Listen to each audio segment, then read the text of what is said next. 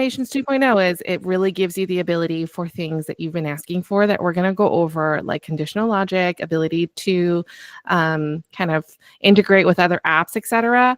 But true story, in December of 2023, I was invited to the HoneyBook offices in San Francisco, and when conditional logic wasn't on the table, they like presented this beautiful presentation to us, and conditional logic wasn't on the table for 2024, and I sobbed because I knew that everyone needed it so desperately, and it was like mildly embarrassing for me because this is not even my product. I don't work for them, and so here I am, like extraordinarily emotional about the fact that we weren't getting this incredible tool. And HoneyBook stepped up. HoneyBook was like, okay, we hear you. This is really important. And they spent all of last year and then some building this incredible tool. So I'm really, really excited to be teaching it to you today. Thank you for inviting me. Let's get into it. Yeah. Okay.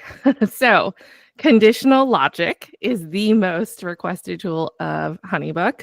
As a daily user and as someone who works with other clients who use HoneyBook, this is something that is a full and total game changer. We'll go into nitty-gritty details about what it is and how to use it, but also that comes with 2.0 is multiple actions within a single trigger. So it's not as linear anymore.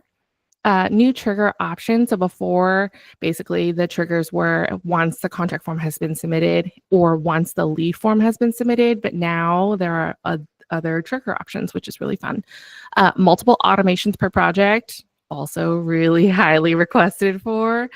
Visibility in all of your active runs and integrating with external apps. So this is just like the beginning, and I know that there's a lot more to come. So I'm excited. Let's get into it.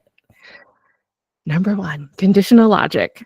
So conditional logic, in case you're not sure of what it is within the automation itself. The most common example is you want someone to schedule that discovery call with you in that front end of your onboarding or when someone reaches out. So conditional logic would be if they did schedule a call, then you can see the yes.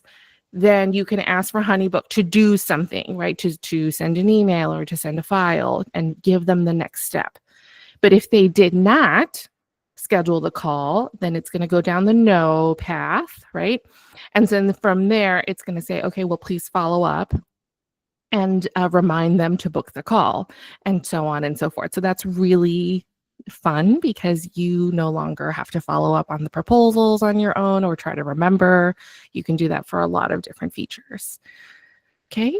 And then new trigger options. So before, like I mentioned before, this is contact form was submitted or lead form submitted. That was the only way that you could activate an automation, which is what they're calling a trigger. Now you can say, after the discovery call was scheduled, then do this. That's your beginning of the trigger, no matter what happens, no matter how they inquired, maybe that you manually added them to HoneyBook. You could say, I don't need anything. Everything's pretty manual in the beginning until they submit a specific questionnaire. Then I need HoneyBook to really take over. So now you can do that too. Or same thing for contract signed. I don't, first payment made, all of those are now triggers. Project completed, then send X. Those are all trigger points, and that is just possibilities are endless at this point. So this is really, really fun. You can also integrate with external apps. So Calendly, Flowdesk, those are all integration points. And as of this morning, Monica and I found Acuity. So that's coming along the way too, if you use that. There's a lot more coming. It's really, really fun and exciting. So you can eliminate Zapier as an expense item. Yeah, I know, Jackie got excited too. Okay, are you guys ready to see a little bit of it? All right, let me share my screen with you. Hold on. I am a Zoom user, guys. I'm not a... Okay, here we go. So can you guys see my screen? Yeah? Is this a thumbs up or a thumbs down? What are you seeing? Okay, great. Perfect. All right, awesome. Perfect, thank you. So I am in a demo HoneyBook account. And I'm in automations up top. And for you, you're going to have a drop down that says old and then new inactive, but this account just has the new in it. We are going to do a pretty simple one. So we're going to create an automation, and HoneyBook has some suggestions for you. If this feels overwhelming, you can start from scratch in the top right corner. And like any other automations, even now, like with the old version, just make sure that you have all your elements, okay? Like I liken it when I'm teaching my clients to building Legos or a Lincoln log cabin or anything like that. You need your emails in order to put them in an automation. You need your smart file. So all of that has to be prepped outside of the automation. You can't just magically make it happen in here. Once you've done all of that, then you can come to the automation screen and you can set a trigger. And so this is what we were talking about before. Before you could only do contact form submitted and lead form submitted. Now you have multiple options. If you've connected to Calendly or Acuity, which is new, then if a meeting was scheduled with either one of those apps, then you could say, if they schedule the meeting, go ahead and send a smart file. If they send that, then go ahead and send a meeting, an email, right? You also have, if they schedule the session or an hour before the session starts, send onboarding documents, or after the session ends, send a thank you note. You can do that now as a trigger. A specific file is completed.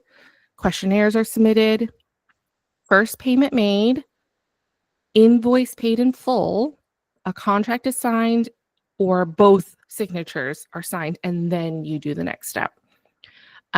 Project date. So, if you're in the wedding industry, 80 days before the project, send a timeline, or if you're a consultant, 2 weeks before, let's schedule a meeting together. After, you can send a thank you note. Project moved to completed, you could then trigger a review email, etc. And then you always have the option for a manual trigger as well. Okay, so let's do a basic one. I don't want to overwhelm you, but let's do lead form submitted. And then it's going to ask you if there's any project type. Lead forms, in the past, you couldn't attach a project type to that specific form. You can now, but if you haven't done that, make sure that you're just on any project type, because otherwise it's waiting for you to also have a project type attached to it before it triggers. So if you haven't done that step, make sure you're on any project type, and then you can then specify which lead form you want. We're going to say new lead form. So if very narrow, I've narrowed it down to only this possibility because, again, just like I mentioned a couple minutes ago, you can run multiple automations now. So I want to be as specific as possible when I'm building this so that I control the instances in which this automation, this particular one, runs. So once this very specific lead form has been submitted, then I want to, you're going to hit the plus symbol and you have an action, a wait, or a condition. So an action is defined as you can send an email, you can send a smart file and an email, create a task, or move a pipeline stage, or add them to Flowdesk, or create an email draft. Those are all action steps. Most of these are pretty familiar based on the older automations that you currently have. You could also, I'm going to delete this step just so I can show you, have a wait. So wait would be wait, submit the form, wait a week, wait 3 days, wait a day, wait 2 minutes. I've seen a couple automations where it's like wait 5 minutes so it doesn't feel so robotic. You can do that. You can also, fancy pants time, go to wait until on the right-hand side, and you can say wait until the session was scheduled, or wait until the contract is signed and then do something, which is a really neat feature. And then the last option for you is a condition. So we'll get to the condition in just a second. So let's just say I want to submit the lead form, and then immediately after I want them to get a smart file. So let's say all in one booking flow, and any email is okay here for this example, right? So then as soon as they submit the lead form, they get sent a smart file with an email that is defined on the right-hand side. There is no wait in between. That means that this is immediate. So if you wanted to wait a few minutes, you do need that wait step. Otherwise, this is immediate. Well, within this all-in-one booking flow, let's say that they have to book a call, right? You want to show them your brochure, and if they're still interested, they can book a call with you. So that is your next step. So you are going to add a step here, and we're going to add a condition. What is the condition? What are you waiting for them to do? On the right, you're going to set the condition as I'm waiting for them to schedule that session from within this file. So we're going to say session scheduled, okay? And then which session? So let's use specific sessions. We want to be as specific as possible to really narrow down when this automation runs. And we want to say it's a consultation call. So they should be booking a consultation call from this all-in-one booking flow, okay? And here you have something new. It's called set wait time for condition. What you're asking for HoneyBook to do is how long do you want HoneyBook to be listening or waiting for them to, how long are you going to give your client to schedule this call? Because if you say, let's just say 3 days, I'm going to give them 3 days to get it together and to open this file and schedule the call. And within those 3 days, if they did schedule the call, it's going to go down the yes path anytime during those 3 days. If they did, we are going to send an email. Okay, so I'm going to set it through the yes path and I'm going to say thank you, right? Like, thanks for booking a call with me, if they did. If they did not within those 3 days, then it's going to go down the no path. So then we say, okay, we need to follow up with them again. I'm going to send an email and I'm going to follow up with them and say, hey, did you want to send that email? This can get super complicated or super simple. You could leave it with the follow-up one time, just like this, or you can keep going. It's totally up to you. If they still didn't, you can add another condition, right? And I'm still waiting for them to schedule the session, specifically which session, the consultation call. And now I want to wait another 5 days. And within those 5 days, do you want to do another follow-up if they don't book that call? Because at this point, it's been 8. Do you see that? So you've got a lot of options here. And then if they did schedule the session, let's just say after the session, we're going to back up a little bit, come back up to the top. I'm going to start over just so that you can follow me. We're going to go lead form submitted. They get the booking flow. Specifically, I'm waiting for them to schedule the session. If they did, we're going to send a thank you email. And then you have your session, you send an invoice and a contract. And so what typically you have options here. You can either say, I am going to wait until the first payment is made, specifically in this contract and invoice in the standard invoice file. That's the one I typically send. And once I've done that, then we want to onboard them with an email. You can do that.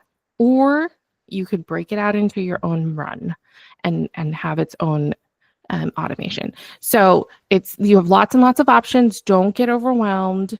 It is really exciting. I hope you're excited by seeing this. There's lots of possibilities of how to follow up and really support your business in how to do this. One of the biggest things that I really love is the follow-up features here is, this is something that I think follow-up is so important, and I always have to remember or try to set a task or try to do all those things. And now it's going to kind of like take care of that for you and not have to do the require approval before sending because you don't know if you want to send it or not, right? Like it's now HoneyBook is kind of listening alongside us. So that's kind of really exciting too. I don't want to get too carried away here, but I did want to just kind of show you like what's possible and how much it could really grow with your business or, just keep it super simple if you need it to. And so let me just stop the demo and check in with the chat and see how you guys are doing. And then we can always answer more questions too. Okay, hang on. Perfect. Whoa. Kat had a question. Awesome. Well, let me open it. Yeah. Hi, everybody. Hi, Diana. Hello. Hi. This is great. Yeah, I am very excited about this. Mhm. It's so powerful. My question was, so when you draw the conditional logic tree like that, HoneyBook was kind enough to give us like a template for some of these things, and I looked through it, and I didn't have all of the documents done yet. So what I did was I got kind of freaked out. I was like, I don't want this to like set off a domino effect of like all this stuff. So I I broke out and made my own little automation, but I'm trying to explain this so it's not like boring and confusing. Like so I have two of the triggers that are the same in two different automations. Is that messing with it? Because one of them just has never run successfully. Wait, say it again. You have two different. What did you say? The Yeah, last so I have part. two different automation Okay. flows. Yeah. The trigger for both of them is the same, which is booking a call with me Okay. that costs money. Yep. So I I have them separately. One of them is flowing fine, and the second one has never successfully completed, even though I turned it on and everything, and I've definitely gotten calls booked. It's never set off the automation. So any idea why that might be happening or Are both automations running for the same session? Like for the both. same kind of session, yes. Yes. So you need two things to simultaneously happen at the same time after they book the call. Is that right? I I mean, I could make it a whole like conditional logic tree in one automation. I guess I'm just a little nervous doing that. That's why I had it be very simple, just like 2, 3 steps Mhm. on a separate automation. Does that make sense? Yeah. If you could walk me through it a little bit more. So the first Mhm. automation is they book the call, and then what happens? That you send an email? They book the call Mhm. and sorry. So they book the call, they get an email, yeah, or the Mhm. pipeline moves. And Okay. then there's an email draft that gets created for me to zhuzh up and then send. That's the first one. Yeah, that's the first one. And then the And second one then is the second one is after our call, after our session, I had it trigger like so the session gets scheduled, which triggers moving the pipeline stage, and then another email draft gets set. It's a different kind of email telling them how to prepare for the session. So so both are after the schedule because I think they're conflicting, right? Both automations, it sounds like this session is scheduled, the pipeline moves, and an email is drafted. oh, interesting. Okay. Yeah, that might be it.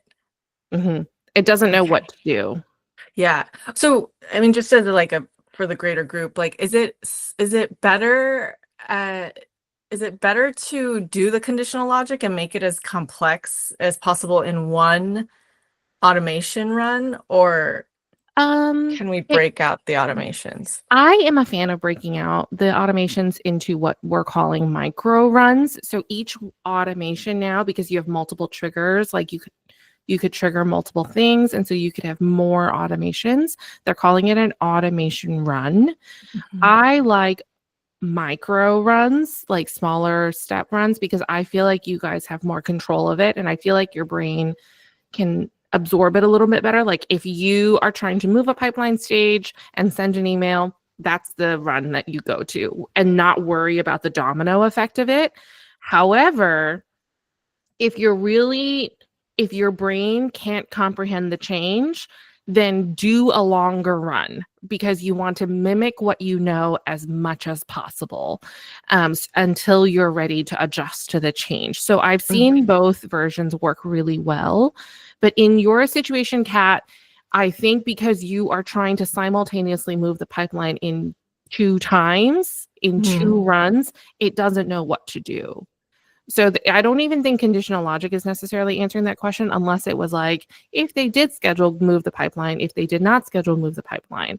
That's the only Mhm. way conditional logic would answer your question. But if it both is after the after the um session is scheduled, move the pipeline, you need to choose which stage you want it to go to. Like you need a definitive answer. I see. Okay, yeah, that's super helpful. Thank you. Yeah, no problem. And then, oh, sorry, Monica. No, you're all good. So we have a couple more questions. We'll answer those at the end in our Okay. Q&A. Let's get through just the rest of the deck. We're almost to the end. Okay. So if you could just tell us about switching to 2.0 and just like explaining that double experience with the automations. Yeah. Well, after you've heard all these amazing things, don't you want it now? Okay, so switching, I know like a lot of you have automations currently running on the old automations. So switching is super exciting, but don't worry, like whatever's currently running is going to continue to run on the existing automation. So when you switch over, it only applies to new projects that come in through the pipeline, with the caveat as if you want the existing project to move to the new, you have to manually remove the automation, if that makes sense. But if you are like, that's too much work for me, no two automations would ever run on the same project, if that makes sense. Okay. So not to worry, they are still going. And there's no lag time. I think that was something else my client had the other day. She was asking what the lag time is between when switching from old to new. And there is no lag time because your old is still running. So there's absolutely zero lag time in between. Go ahead and go to the next slide. Great. So step one, if you're interested in doing this, you do need to build the automation. So I recommend 2 windows side by side and just kind of rebuilding it from the old to the new. Just copy the steps over. That's step one. That's my recommendation. Just copy everything exactly over first. Get used to the new kind of like layout. And then step 2 is then you can start adding in the conditional logic. Because then you can start, as you're building it, you're going to be able to start seeing for yourself, like, oh, I actually in the old automation, I had this step in because I was waiting for someone to do something, and that naturally becomes your conditional logic. Like anytime you're waiting for your client to do something, that naturally becomes an option for you to add conditional logic. So add it all in first, don't overwhelm yourself, and then see where the natural breaks are for you to have conditional logic, okay? And then when you're ready and you are confident, go ahead and activate them. And just remember that you do not lose your old automations. Those are still running. So once you've activated, all your new projects would come in on the new automations. So HoneyBook recommends setting aside about an hour to set this up for yourself. If you have existing automations, just keep those up in an extra tab to reference. Again, I recommend side by side. Start building your workflows, and then HoneyBook has started building a ton of resources for you guys, referencing the Academy with any questions, and then test and activate. You're all ready to go. So if you don't know where the Academy is, if you're in HoneyBook and you click on the top right corner of your screen where your profile picture is, and then if you click on that, the drop-down menu that pops up, there is a HoneyBook Academy there. So you can find a couple of help videos for you. I didn't know I could automate that, or how to navigate the new builder. There are some Help Center articles, or you can post a question in the community, and there's a lovely group of us that will help you answer all the questions. I think that's it, right? Ta-da! It sure is. All right. Q&A time. We'll start with those questions that were asked earlier. So first we've got, in the old version, you were able to have the automation do something at a set period of time before a booked project date. 2.0 does not support that. Why? If you use a project date, it sends to both inquiries and booked projects. Technically, the old version would send it regardless of whether or not it was booked or inquired. So if you, in the old, if you said 6 months before the project date, do this, it wasn't checking for new and old. But in the new, I'm very excited. I just discovered this the other day, guys. Okay, let me share my screen. Share screen. little bit of an inception moment. You guys are good. Okay. So in the new, I had to start a new automation just so it makes sense. Okay. In the new, if you say, I'm starting from scratch.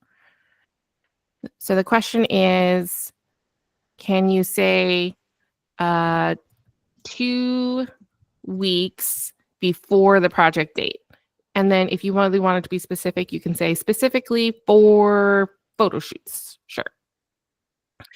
Then if you only want this to send to people who have paid, you would then essentially say the condition is that the invoice, the first payment was made or the invoice was paid in full. It doesn't matter which. And then you do not set a wait time. There's no wait time. It's immediate. As long as it's been paid, any file in the project, you can set specific file templates if you need it. You can say like specifically only if they paid this very specific invoice, you can do that. If they paid this invoice 2 weeks before the project date, and if they are a photo shoot client, right? So many parameters because you have multiple automations running at once. So you want all these conditions and parameters. Then I want you to send the email. And you can say, I don't know, doesn't matter. Photo inquiry, wedding photo, doesn't matter. But then you could do that. So then it's going to check that there was a payment made and then immediately send that. And because there's no wait, there's no time lag, if that makes sense. So it's very exciting. You couldn't have done that in the old. That is actually, I didn't realize that. I love that. It's almost like thinking of it opposite. You know, like it's checking the project date, but because that condition is, it was paid and there's no wait time. It's like, okay, if it was paid 2 weeks before the project, then we send that out. That's really cool. I know. Awesome. I got real excited when I discovered it. Okay, what's the next question? Jackie asked, does this mean we can run multiple automations with one lead form? Yes. So so just be careful that you're not asking for it to do kind of like the exact same thing, like kind of like the example that Kat lovingly gave us, you know, like both of her automations were asking for it to move to a pipeline stage. It's not going to know which one to do. But because you have multiple triggers, you're able to, I would suggest to attach a project type to your lead form so that you can then define that in the future in the next automations, right?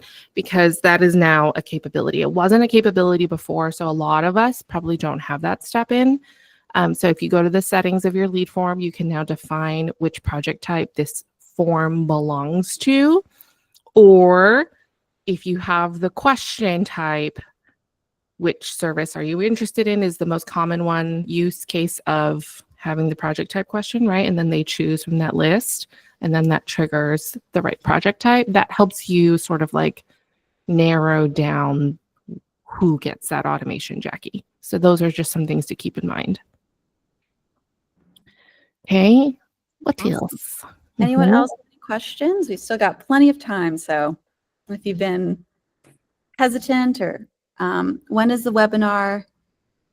How to call in this webinar. We haven't had like a dedicated automations webinar yet, I don't think. Maybe we did. When is the webinar? I had a call and missed most of this. Oh, this is, the next one. Hi, Katrina. She's saying she came in late. Yes, there it is. Yeah, I came in late, Diana. I think I missed most of your talk, so I was trying to see when to do another one. Mm-hmm. And I will, we recorded this and we recorded the session from a couple days ago. I'll be sending the recording of this out after. So even if you weren't here at the very beginning, you'll still get all of the content. Yeah. And if there's no questions, we could also, like, if somebody has a scenario in their mind, we can map it out together as well, if anybody wants to play with that. Oh, we got a question. If I create an automation that starts from scratch, like we submitted, but has multiple questionnaires, emails, steps along the way, and have a client that is already 50% of the way through that process, can that automation pick up where I've left off? or will it try to resend the stuff that has already gone in that project? Yeah. I understand I think based on the way that you're asking this, that you're probably not a wedding planner or a wedding client, but this is like probably the easiest imagery I can give. So I'm going to use that as an example, even though I'm aware it doesn't apply for everyone, but I think you'll understand what I'm going. So most weddings would say, like, before, in the old way, we had to say 10 months before the project date, send this check-in, right? And then I would say 6 months before the project, send this check-in. 4 months before, send this check-in, da, da, da, da, da, da. But if you booked a client that didn't have the 10-month marker, that comes in at the 4-month mark, but then you had all these automations right before it that you were like, well, what do I do with those automation steps, right? And so now you can choose to keep that same, like, keep it all in one run if you want to. This is where I do recommend micro runs, because it would then bypass, if you only had the step as 10 months before, send this check-in email, 8 months before, send this check-in email. So those are 2 separate runs. 6 months before, send this check-in email. And then another one, 4 months before. When they come in, they only activate the 4 month before, and it skips the first 3. Does that make sense? So this is where this is going to work to your advantage to have the specific micro runs. And then it can pick up in the middle of the process. Cherie, I think the only thing I'm not positive about in your question is, are you saying that they're 50% of the way through the questionnaire, and based on the answers to their question, you're trying to trigger something? I figured it would be helpful if I hop on audio. What you answered was super helpful, because I do have like time-based things that I do along the way too. But some of my clients that I plan on assigning like a new Automations 2.0 to, some of the automation or some of the steps in the automation would be like, have they submitted this questionnaire? But they've already done that. And so I'm hoping to just have like one main automation that goes from like start to finish. I'm an elopement photographer, but I do like a lot of the planning stuff that goes along with that too. So some of them have submitted like questionnaire 1, and they've gotten their elopement guide already, but they have like a second questionnaire that they need to fill out. So if I assign an automation to that project that would include like sending an email after questionnaire 1 that I've already manually sent, can I say like, okay, this part of the automation is done, so pick up at this spot, instead of creating a bunch of micro ones based on where each project is at in that process? No. So it's not, this doesn't let you, like in the past, you could apply the whole run, right? And then just kind of skip the steps that you've already done. Yeah. It doesn't do that in the new, because it allows for you to have, like, try not to set a automation for one person. You're trying to set, and I know that there's, I totally get it. We all have automations that we need exception to the rule for. You're always going to get a client that you need an exception to the rule for. My rule of thumb is try to automate for 80% of your audience. Okay. So 80% of them would probably do what? That is what you want to automate. And then for the rest, Cherie, for that one particular person that you're halfway through, either leave them on the old, because that is like what happens. They stay on the old unless you manually remove them. Or I would do a manual trigger for that one client and build a half automation for them and manually. So I would have to do that for each person, because I have like 30 clients that are like along the way. And some of them I've just manually sent stuff. Other ones have an older automation assigned to the project that I would probably just keep on theirs. But then I want to be able to assign the new Automations 2.0 to like everybody moving forward. Yeah. So one of the biggest misconceptions, I think, and adjustments that we all have to make with 2.0 is that you're no longer actually assigning a automation to a specific project anymore. Like, so before, in the old version, we would say, if they fill out this lead form and they selected wedding, then they get this very particular automation from beginning to end. Okay, that's what it used to do. That is no longer the case. They could select that, but because you can have multiple triggers and multiple automations, it's all HoneyBook is always reading and listening in the background, and it's going to apply the automation that you've set based on the action that your client took. So you'll notice that your triggers are all time and action based. 80 days before the elopement, 2 days after the no longer contract. with 2.0 can assign like a specific like Correct. automation named Boulder. That's exactly right. Okay. Yeah. So it is always running in the background and waiting for the next step. So really what it's waiting for is the second questionnaire has been filled out and now they get the next step at the right timing. And that is what it's waiting for now. It's not necessarily like one linear process anymore because the options have really opened up for you. Does that make sense? It does. Yeah. I'm hoping they add that feature to still be able to assign individual automation runs to like individual projects. Because that's how I was using it before.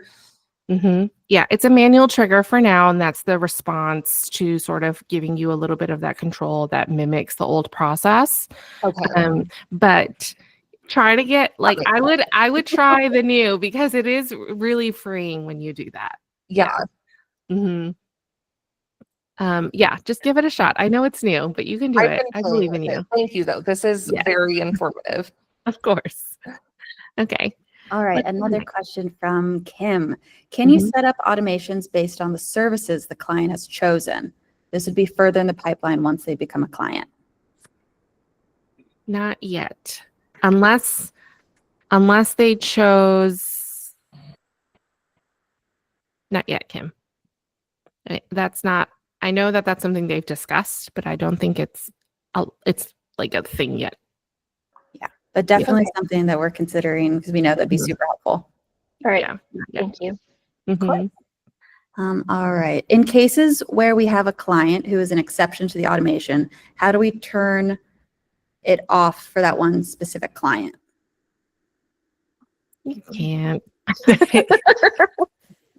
You could assign the project type to other. That usually unless, so that's one of the things where I was trying to tell you to be very specific, like these automations only apply to consultation clients, things like that. So if you have an exception to the rule, I would change your project type for that client to other so it doesn't pick up that automation run. And then from there, you could manually apply something to them or things like that. That's usually how you do that. Alyssa, you can't really build one long workflow anymore. It's a bunch of slides. You could build long workflows, but also again, the domino effect of it is something that I want you guys to be aware of as you're doing it, right? It's going to be hard for you to understand. If I was to continue building out that demo that I gave you where it's okay, after 3 days, do this, after 4 days, do this, right? It gets really long and we haven't even the client hasn't even paid yet, right? So that gets really long and branchy. And then if you changed one email, this is where the sort of the mistakes kind of happen, where I've seen clients make mistakes because it's hard to follow all the branches all the way through and catch all the places that you have to replace that email with. Does that make sense? Whereas I find that just my clients so far, and I've done about 100 of these, give or take, and my clients so far has been able to catch on with the idea of, okay, I understand that this is just for discovery calls and I can I'm setting the automation, I want my client to book a discovery call. That is my end game and that is my goal. And so therefore, if we approach it with that idea, it just seemed more, I don't know, it was just easier for them to convert, but everyone's brain is super different. So you've got to do what's best for your brain. Cool. Does anyone have a scenario they want me to run through and demo out for you? How can I help you? Take advantage of this time. Diana costs a lot of money per hour. You're getting it for free.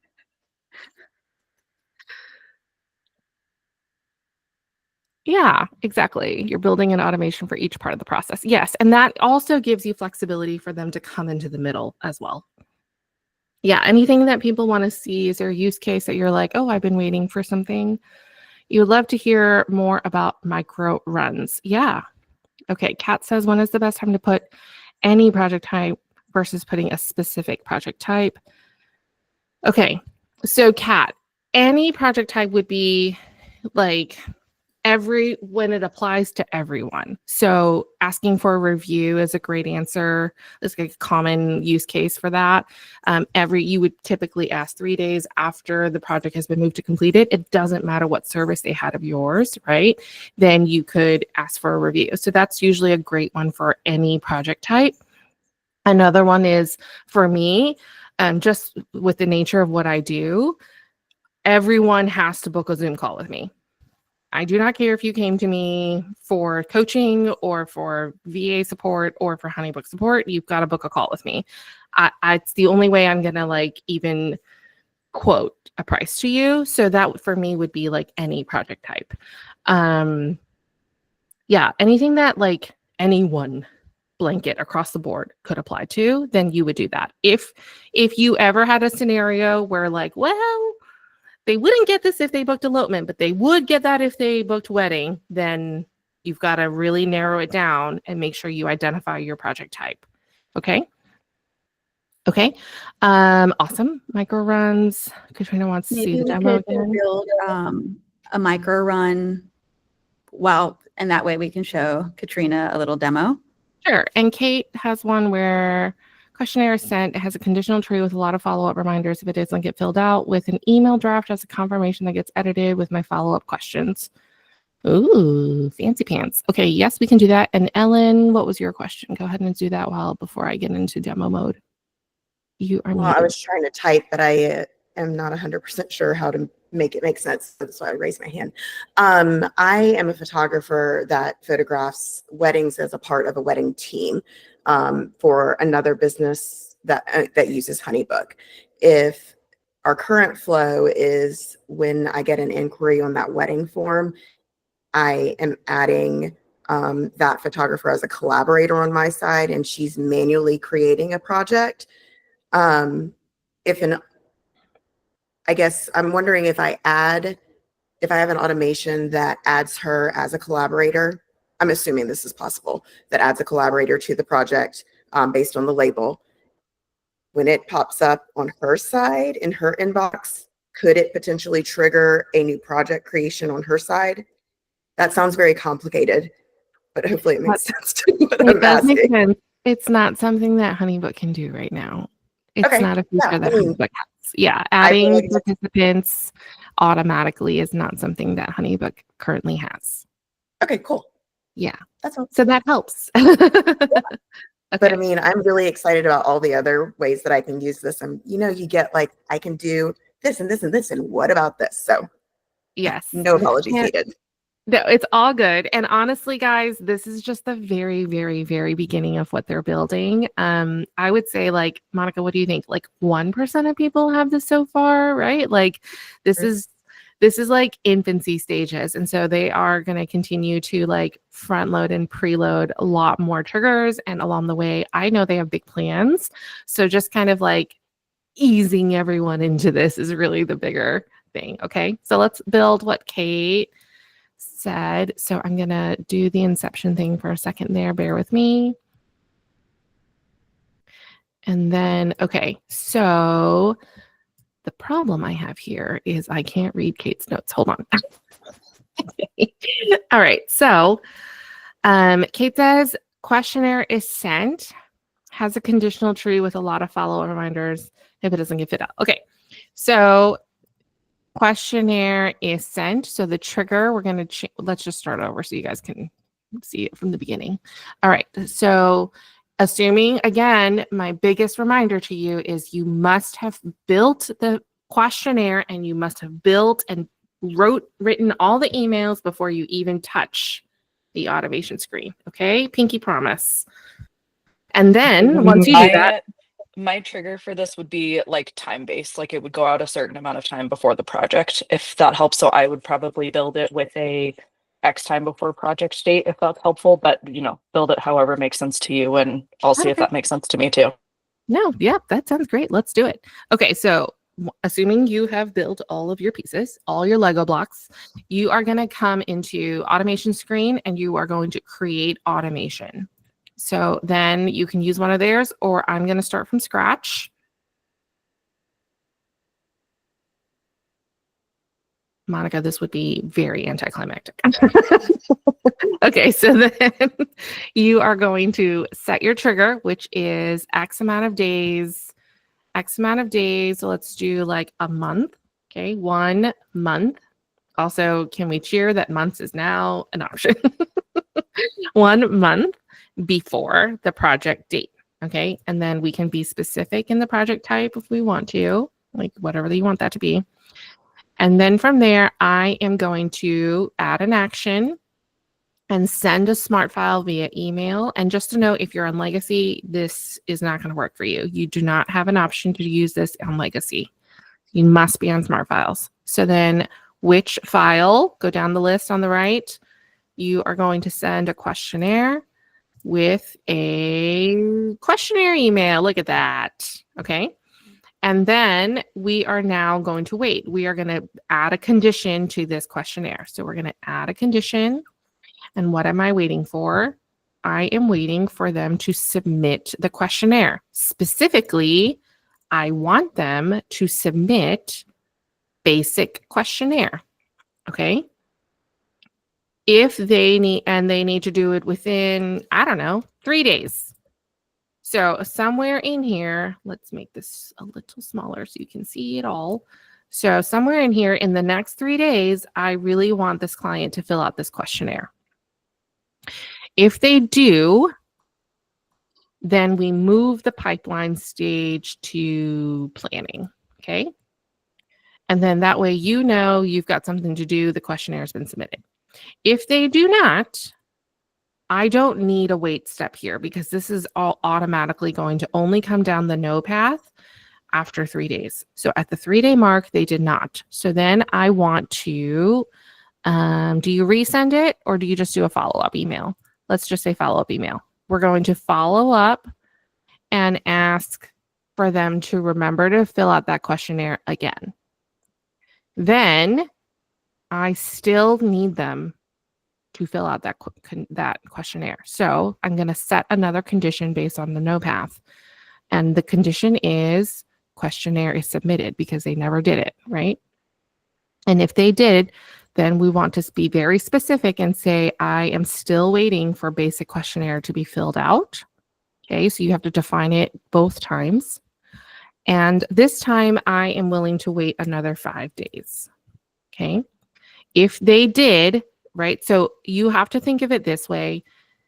Once it has moved down the tree, everything above it is no longer active.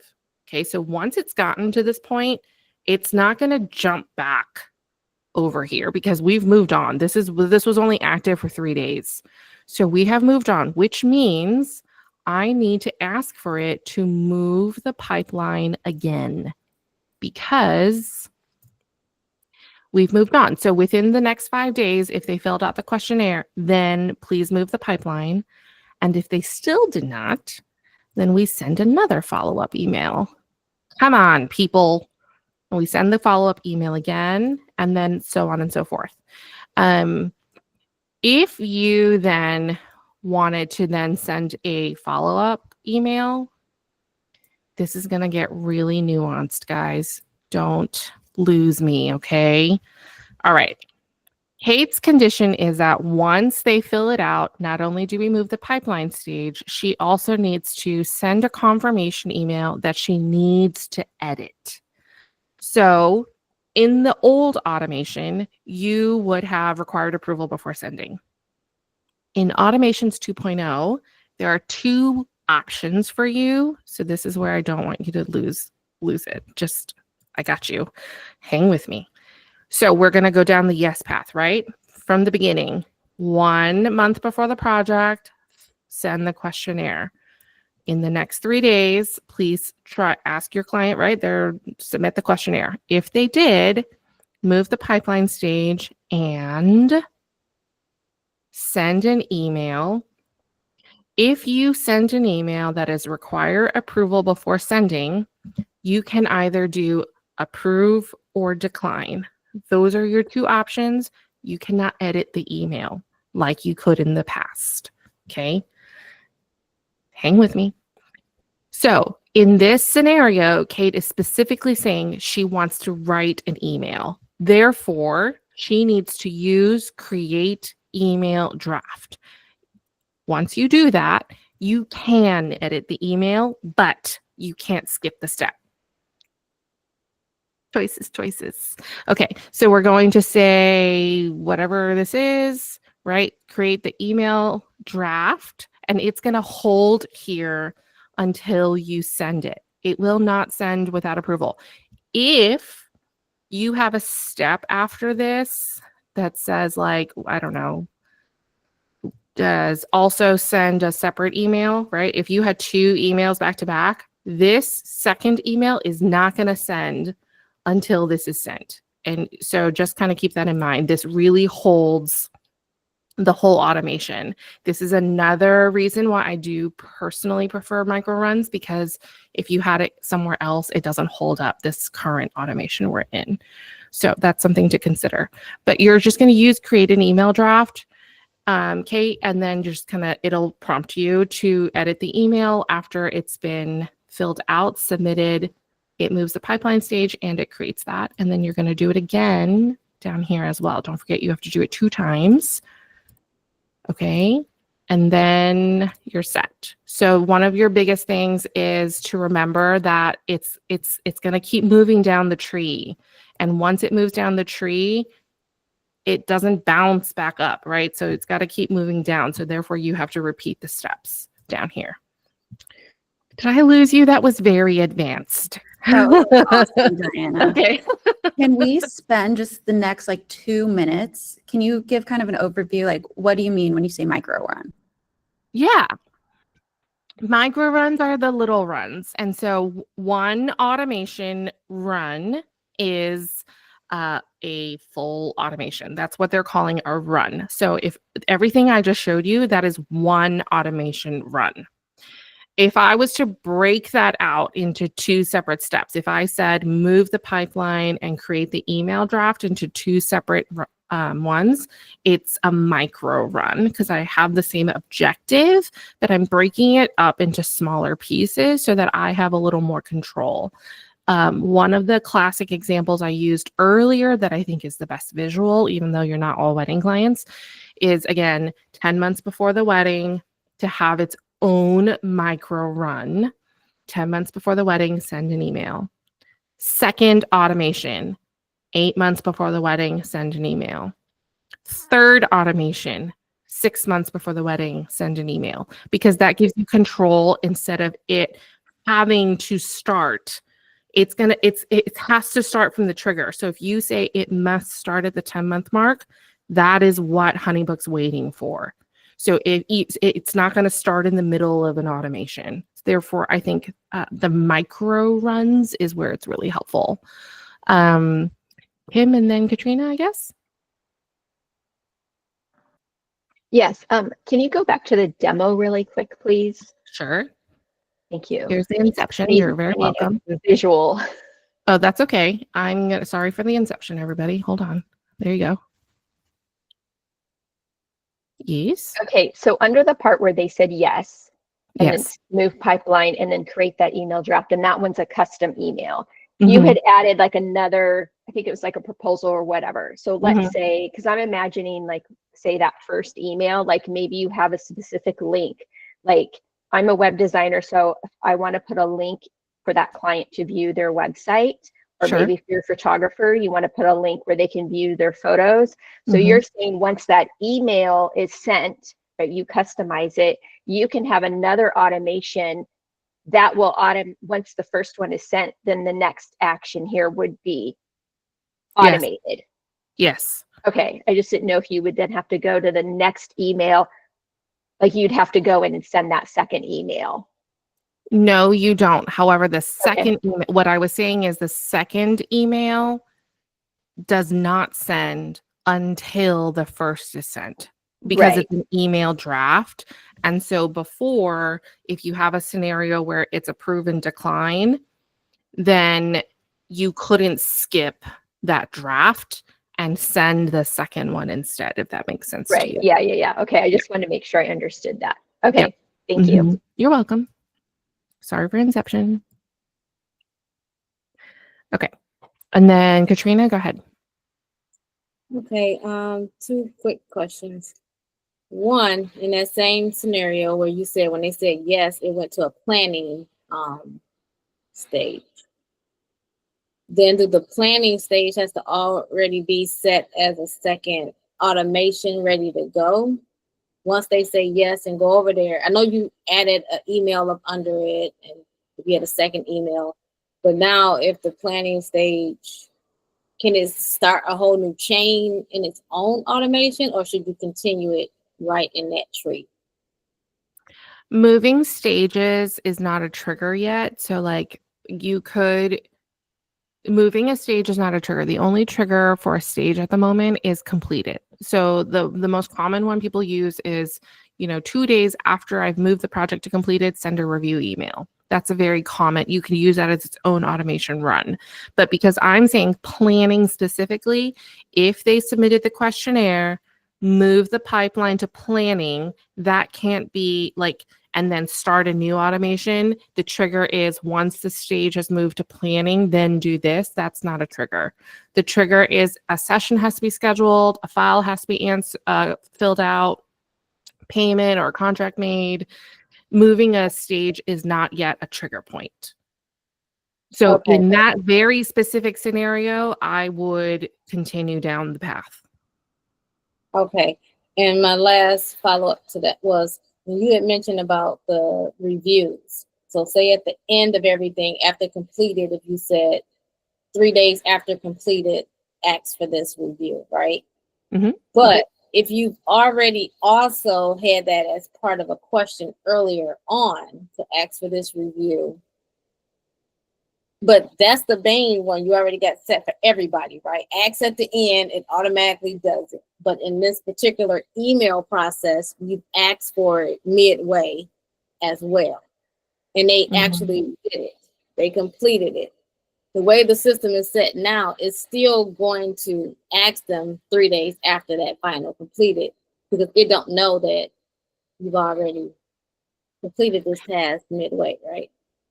Yeah, unless only the people on a specific project type get it midway. So if you had it in that scenario, you could set it to only these specific project types that were not part of that, right? So let's just say if you are a photo booth, or I don't know, if you are an event, right, then you would have gotten the review and the testimonial feedback halfway. But if you were elopement, proposal, or engagement, then you get it at the end. So if you had set those project types, you could split it that way. Okay. All right, thank you. Yeah. Kat? Yes, I have a question about when choosing a trigger. So I have two different meetings that people can schedule, and they're two different costs, like pricing, right? So sometimes I look at, first payment. And so to HoneyBook, the very first payment is like at the very beginning of my process, right? It's like that smaller call that I charge for.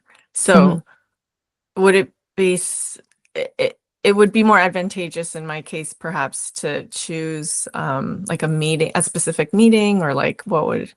No, because you can specify the file now. Oh, yeah. Okay. See, it's cool. Yeah. Okay, cool. Yeah, because I think in the beginning, right, like the first payment was always like this big contract matter. signed Yes. big payment. It didn't matter. Correct. It was like any payment made that was considered first payment. But now you can be very specific. You can say payment, maybe that's just a deposit and that's the whole invoice. So you would actually say invoice paid in full for this security deposit file. Yeah. Then the second one is first payment made in the proposal file, right? Because you have multiple payments in that one. So now you can be super, super specific. Just kind of don't go rogue and make new templates. That's the hardest probably discipline I have. If I start making things. Yeah. That's awesome. Thank you. Yeah. Uh-huh. Awesome. I know we're over time, but we've got one more question and then we'll Sure. wrap up. So Ronly says you have to add the condition of the invoice being paid for it to only go to booked projects. Is that correct? I do, just because I sometimes get people that come in at random times during the timeline. And so just as another safe holder for me, I put in, please check that they paid. Again, you have to be using a HoneyBook invoice for it to know that. So if they're paying you another way, there's no way for HoneyBook to check that. So that is something that I put in there as a safeguard, totally optional for you. I find it to be helpful. So for our situation specifically, what it is that we want certain items to go out before the event date. We're an event venue for the most part. Sure. So 60 days before, 30 days before, there's different questionnaires.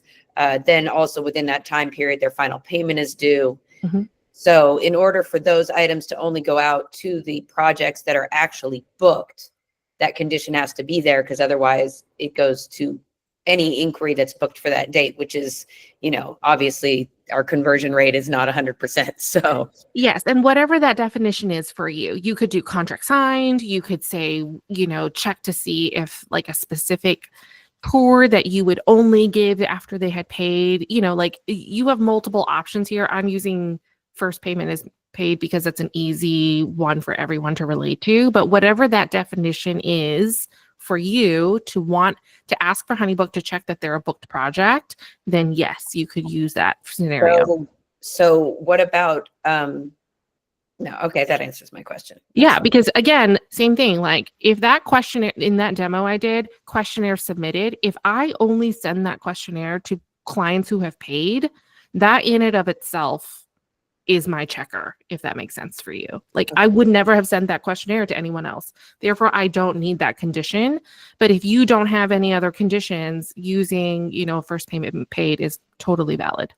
Okay. And the trigger itself, there has to be a template attached to that within the automation for it to be able to do it, or because it gives you, or no? No, not anymore, which is really nice. So the trigger for this demo was 10 months before or 1 month before, right? So that was a trigger. And then I did in the automation ask for it to send a questionnaire. But one of the biggest use cases that I love is I manually send my proposals because all of my clients are customized. So now I say, I'm waiting for a payment to be made, but that was made outside the automation. So I can still ask for it to check that very specific file if that payment was ever made, which is nice. Okay. Thank you. Yep. Mm-hmm. Anytime. Awesome. Well, thank you everyone for being here. I know we went a little over, but I hope all this information was helpful. Let me resend some links to the chat. We've got our automation discussion group in the community. Feel free to share any kind of questions there. Diana pops in there sometimes. We've got members of our internal HoneyBook team in there. And yeah, I'll be sending a follow-up with this recording as soon as the recording gets to my email. I'll send it out to you guys. And yeah, feel free to reach out if you have any other questions or concerns. Yeah, thanks again for being here. Yeah. Thank you guys. Thank you. Have a great day, everyone.